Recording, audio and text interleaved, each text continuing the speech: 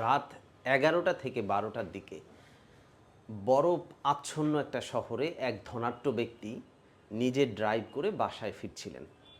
এমত অবস্থায় হঠাৎ করেই তার চোখে পড়ল যে রাস্তার পাশে কেউ একজন ঘুমিয়ে আছেন।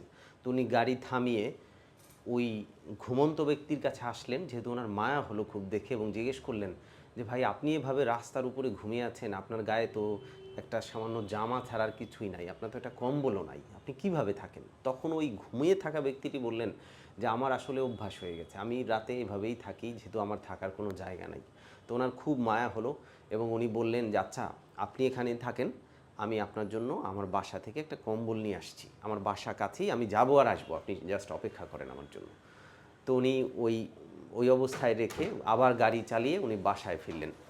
তো বাসায় যেতে যেতে বাসায় গিয়ে উনি ডিনার করলেন, ছেলে মেয়েদের সময় দিলেন এবং স্ত্রীকে সময় দিতে গিয়ে উনি হঠাৎ করেই ওই কম্বলের কথা ভুলে গেলেন এবং কম্বলের কথা ভুলে গিয়ে উনি ঘুমিয়ে পড়লেন।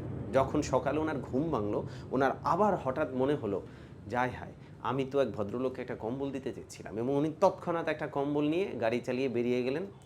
যতক্ষণে উনি গিয়ে ওই ভদ্রলোকের কাছে পৌঁছালেন, ততক্ষণে দেখলেন যে ওই জায়গায় অনেকগুলো মানুষ জড়ো হয়েছে। উনি গাড়ি থেকে নেমে মানুষের ওই ছোট ভিড় ঠেলে সামনে এগিয়ে গিয়ে দেখলেন যেই ভদ্রলোককে উনি কম্বলটি দিতে চেয়েছিলেন উনি মারা গেছেন।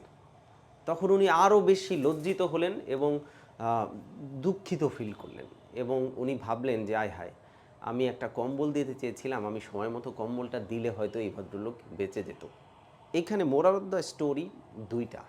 এক number moral of the story হচ্ছে যে once you promise somebody, please do not break the promise.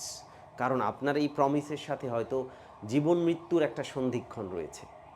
দুই নম্বর মোরাল অফ দ্য স্টোরি হচ্ছে যে যখনই আপনি সেলফ ডিপেন্ডেন্ট থেকে অন্যের উপরে ডিপেন্ডেন্ট হবেন বা নির্ভরশীল হবেন, যেমনটি ওই ভদ্রলোক করেছিলেন, যে উনি একটা কম্বলের উপর নির্ভরশীল হয়েছিলেন, কারো প্রমিসের উপরে নির্ভরশীল হয়েছিলেন। উনি মনে করেছিলেন যে কম্বল গায়ে দিয়ে আমি এখানে শুয়ে থাকব। আজ পর্যন্ত কিন্তু উনি কম্বল ছাড়াই সারভাইভ করেছেন, কিন্তু যখনই উনি একজনের প্রমিসের উপর ভিত্তি করে কম্বলের জন্য অপেক্ষমান ছিলেন, তখনই উনি আর সারভাইভ করতে পারলেন না, এই শীত সহ্য করতে না পেরে মারা গেলেন। সো যারা আমার ভিডিওটি দেখলেন সবাইকে আমি অনুরোধ করব, kindly once you promise, please keep the promise, otherwise do not give the promise. And have confidence on you, have faith on you. নিজের যোগ্যতায় নিজের উপর নির্ভরশীলতা বাড়ান, অন্যের উপরে নয়। ভালো থাকুন। আসসালামু আলাইকুম।